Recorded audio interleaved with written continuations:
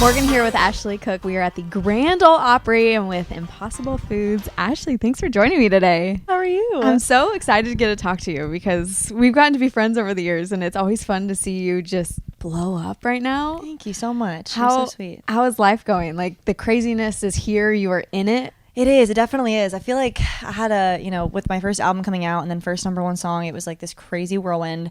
And then I had a lot of family stuff happen this last year where I kind of had to take a second-ish, but honestly not really, because I still kind of just dove right into all of it. So it's been a whirlwind. I'm about done with my second record that's going to come out here soon.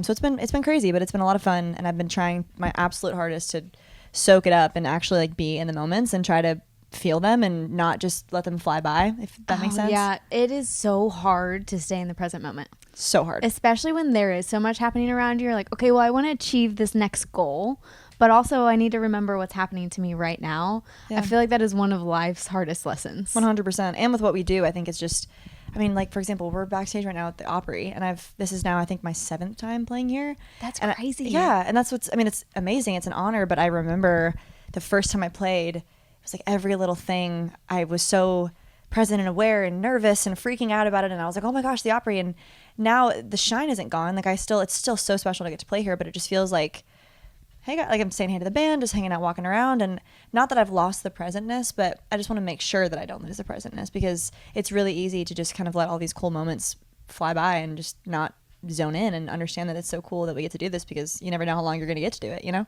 And speaking of that, I want to ask you, this is kind of a fun question. Impossible career bucket list. Ooh. Okay, so like what you think is potentially impossible, it may never happen. But if you had a bucket list, we'll say top 3 things, what would it be? Headline Nissan Stadium. Okay, in Nashville. Headline. That's our NFL stadium. Yes, that is our NFL stadium here in Nashville. They're building a new one as we speak. I would say, $2 billion one. It's pretty crazy. Yeah, I would say that's something that is obviously the epitome of what we want to do as artists. But it's something that kind of feels impossible a lot of the time. So I'd say headline Nissan Stadium. Like my tour. You are the headliner. Yeah, like my tour is playing Nissan Stadium. Okay, that's one. We got 2 more. What else is on this bucket list? Ooh. 30 #1 songs. Okay, yeah. I mean, that's not unattainable, because we've seen like true. George Strait, Tim McGraw. What is the record right now? Right now I think Strait definitely has the most. Oh yeah, I'm sure he's in the 50s, I think, at this point. So let's say 50 then. 50 #1 songs. It feels unobtainable, but also feels possible. It's somebody's done it. Right, somebody's done it. Ooh, I know, and it made you think. I did not prepare Ashley. No, I love it. I love the off the cuff stuff. Off the cuff stuff. That was, I don't know why that just made my brain do something weird. Okay, I would say be in a Colleen Hoover movie. Oh, okay. Are you a Colleen Hoover like reader? You like to read the books? Massive Colleen Hoover fan, and I think that'd be really fun to get to be like a lead in a Colleen Hoover movie. You want to be the next Blake Lively situation? I don't know about the situation, but I would be the next Blake Lively in the movie.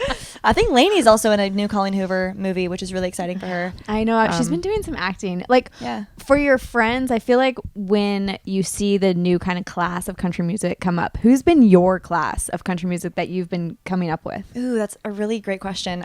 You know, I think I came to town pretty early on, so I think a lot of the people that I was like writing with, we all kind of have different moments of what's happening, but I think just naturally, if you look at the people that I'm nominated with at the award shows, so like Megan, Ella, Lainey, we were in, I think, similar categories.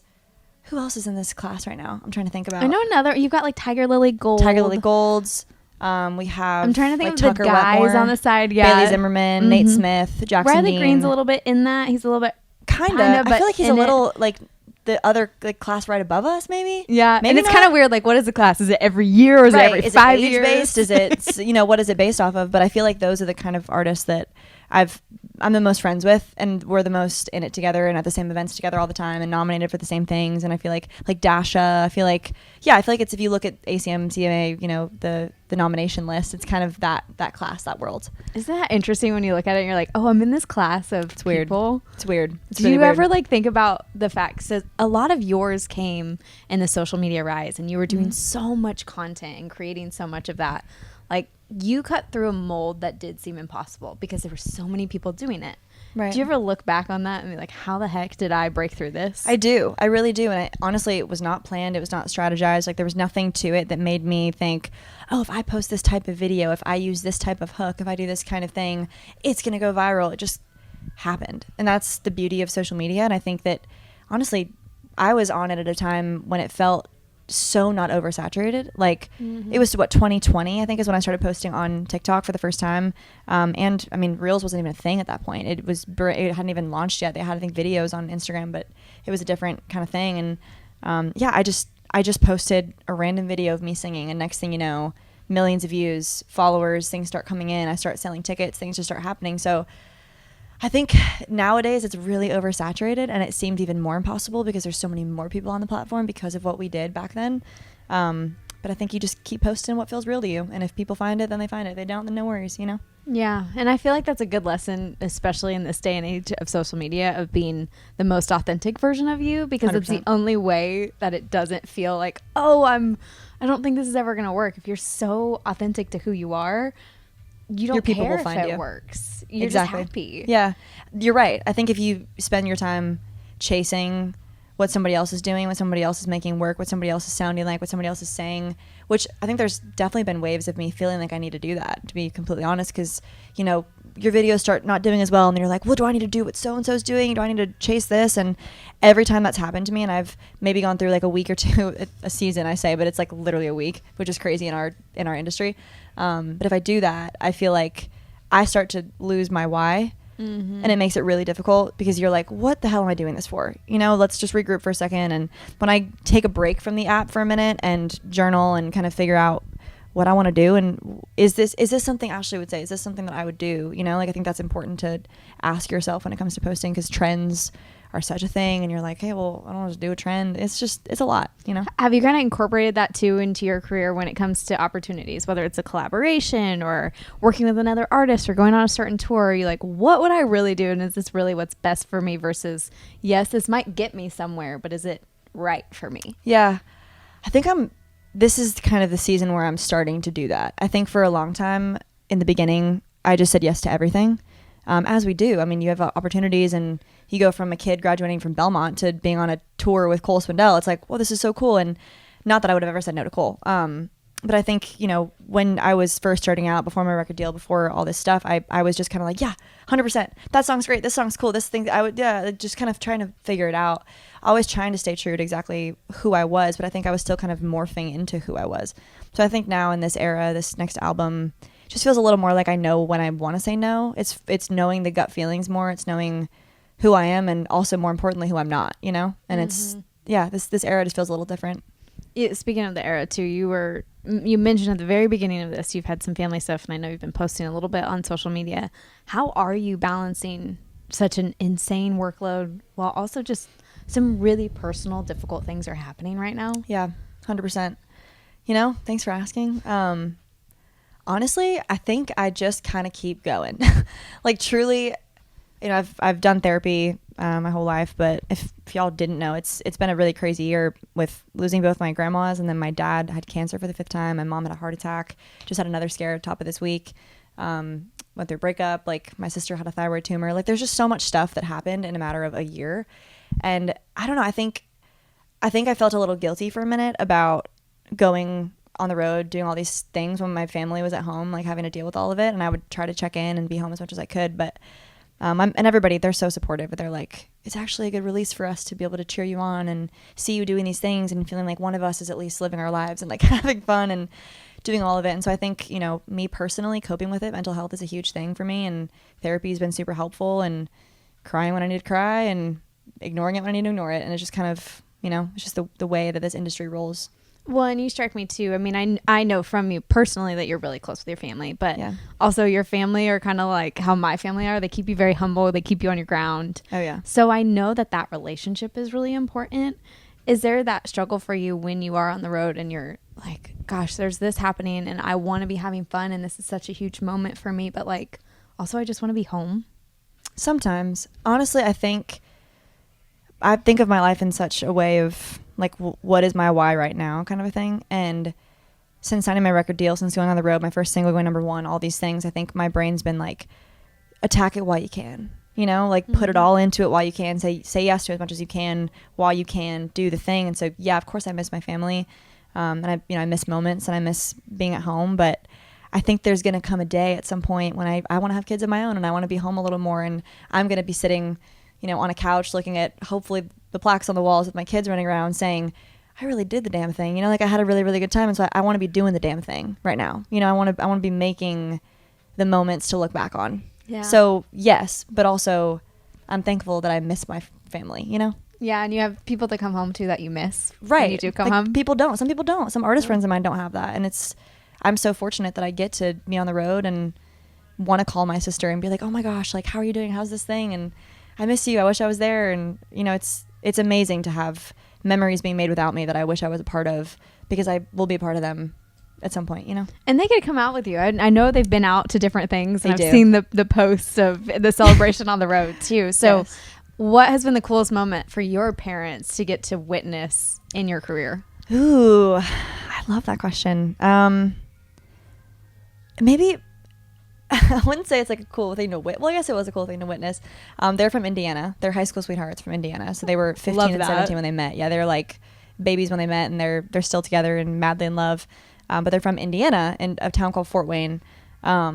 I think I drove through there at one point. Okay, yeah. Last road trip. That makes That's sense. all I got. But they are born and raised, you know, Indiana lovers. And I played a show with Luke Bryan in Indianapolis. It was at this big amphitheater. You know, I don't even know. A lot of people were there, like probably 12,000 people, I think. I don't know. It was a lot of people. And I was direct support that night because of the way that Luke did the tour. He would like interchange direct support. So I was right before Luke, and it was a big crowd. You know, it was dark, so there was, you could see all the lights. Normally it's not dark, you never know when you're an opening act.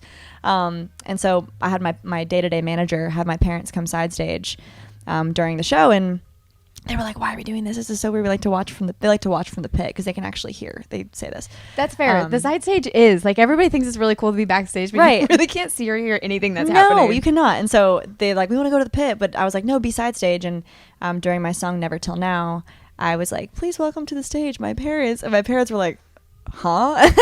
And they just like kind of like casually walk out, and my dad's being my dad, being like, let's go. My mom's like mortified.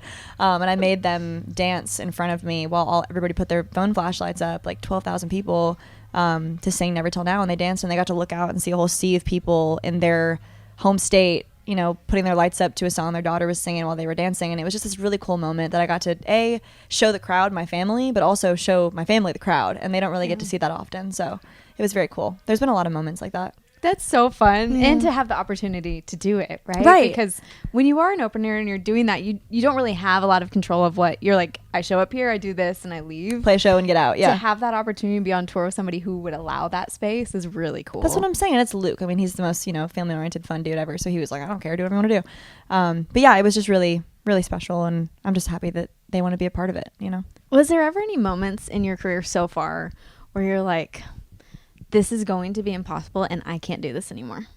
Oh yeah, absolutely. I never actually like said that out loud, but I think, and this is what makes you human, right? 100%, Actually, because 100%. You know, we see all the cool stuff and all the success now, but I think so much a part of everybody's story is the moments where they didn't think they could do it. 100%. And then still you did push it. through it. Yeah, I think, I mean, like I've been talking about all this stuff with my family.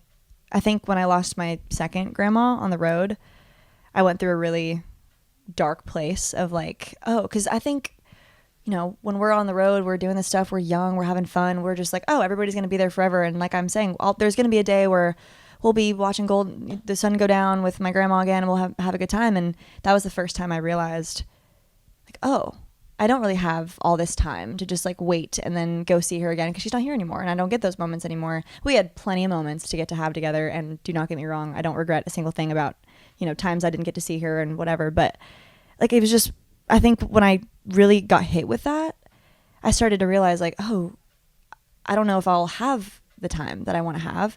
And then also, it just gets exhausting, dude. Like radio tour, you know, I radio toured twice for 2 songs. If you don't know what that is, you basically travel around the country for months every day, hitting like 3 cities, talking to different program directors, and you're just like gone for you're like months. Self-promoting yourself. It's like not only Pretty physically much. exhausting, but mentally exhausting. Yeah, and you don't even know if they're going to play the song. You know, it's like you're just trying to get people to like you and know your stuff and want to play your record. And for me, it paid off because I had a #1 song, but it was exhausting, you know, like going through all this stuff with my family on top of being on the road.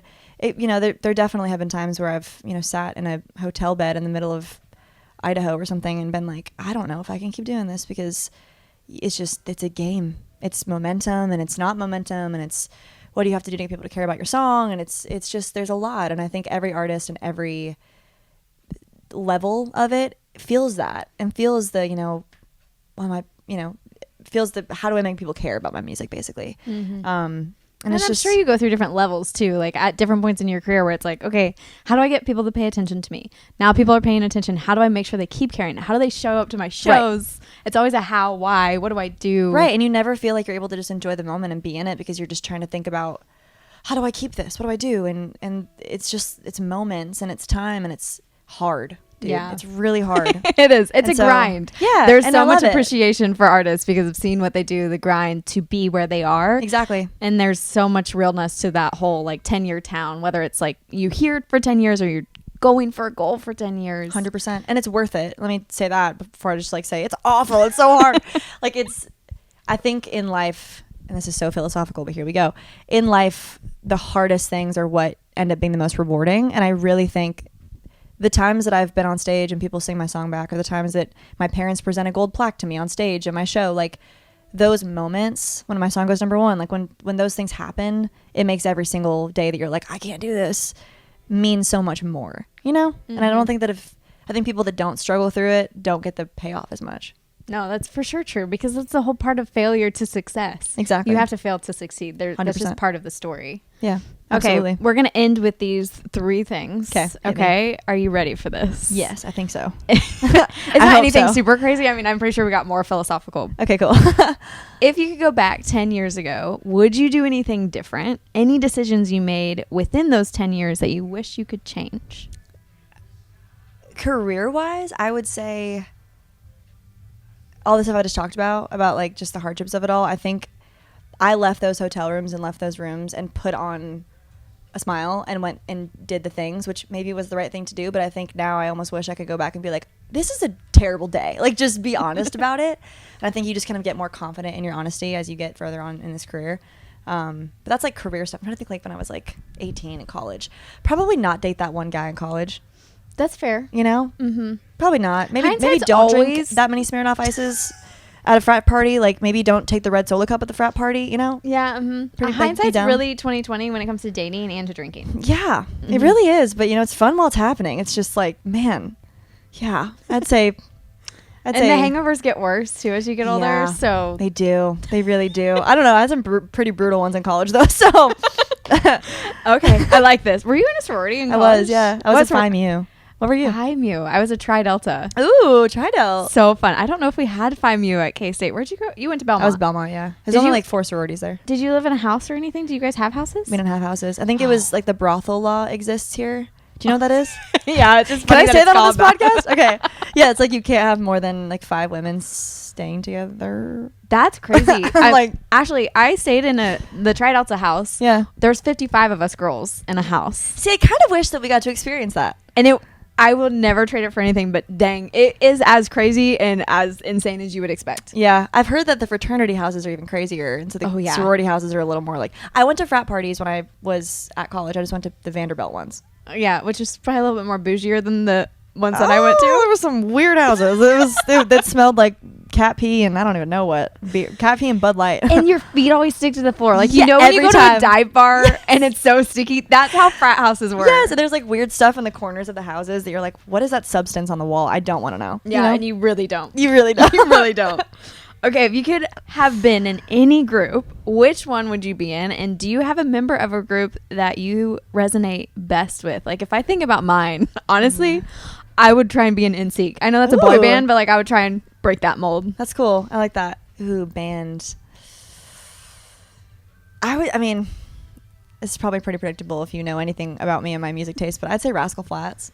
Yeah, and you did a song with them. I did. So was that like your moment? Oh my, I sobbed, and I don't cry often. The morning that song came out, I put it on my Spotify, and I was just hanging out listening, and I was like just crying because I hear me and Gary's voices together. I would say I love the whole band. They're all amazing. They become great friends of mine. I'd say me and Jay are probably the most alike. Like we've written together a bunch. I just get him, and we get each other, and he's like an uncle, if you will. But yeah, I'd say Rascal Flatts because I know every song. I could totally be a fourth member of Rascal Flatts easily. Well, and the song that you guys did together sounded awesome. Thank you so much. I jammed to it. I mean, I didn't cry listening to it, but I did. It's so funny too because it's Summer Nights, which is like a very fun anthem, and I'm like, like Summer Nights. But they were good tears, right? Like you were so excited. Yeah, it was like a legitimately part of why I'm even in country is because I listened to Rascal Flatts until I was like not even able to listen anymore. Like it literally, I was so obsessed with them growing up. And so I just knew Gary's voice it inspired a lot of my way that I sing. Like I just was so obsessed with them. And so hearing my voice with Rascal Flatts on a record, the way that he intertwines with his like runs and stuff. Oh my God. It was just like, is this happening? Like it just kind of felt like this isn't real life. Well, truly. And on the same token, also they did a song with Jonas Brothers. So like by way, you kind of also did a song with Jonas Brothers. Well, I did one with Joe Jonas too, which is crazy. That I knew. But not the Jonas Brothers. Yeah. Yeah. The brothers, yeah. It's a different thing. But Joe Jonas is also like one of the lead vocals, so it kind of counts anyway. Kind of counts. Yeah. You've done a lot of cool collabs. Thanks. Thank you. I'm like sitting here thinking of it. You're like, wait, honestly, you've done cool stuff. You've done so many that I have to just keep up with the newest one. Yeah. And the newest was the Rascal Flatts I'm with one. you completely. Okay. What's something you think in 10 years you'll be proud to say you were able to accomplish? Something you think is impossible at the moment, but would be so proud to know you did it. I want to win Entertainer of the Year. Oh, yeah. Solid goal. Yeah. Mm-hmm. Yeah. And I don't think impossible. Thank you. We can I believe in you. We can speak it into existence. Yeah. Yeah. That's also, talk about time. You still have so much time 10 left. years, right? You said 10 years? Well, yeah, but you already beat the 10-year part. True. Right? Okay. Like you already broke in. Yep. Now you have this whole career ahead of you to hit that goal. Yeah. I'm with you completely.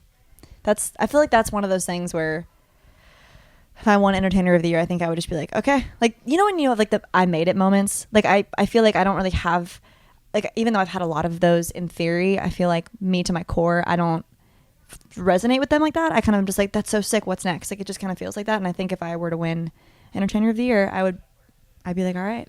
That would be the moment. That's it. My flag is staked. I can retire today. Exactly. Yeah. I'm like, I did it, you know? So we'll see. What about female artist of the year? Would that be on the same? Oh, yeah. Okay. Of course. I mean, that's a huge honor. I was nominated for New Female at ACM's 2 years in a row, which was so cool. So yeah, I mean, huge deal if I were to win female at some point in the next couple of years. So okay, mark it right here. She is going to join Rascal Flatts and win Entertainer of the Year. That's what's happening. Let's go. Not impossible at all. Ashley, thanks for hanging out with me. We did a whole couch session. It felt philosophical and emotional and exciting all at once. I love it. You're the best, Morgan. Love you, girl.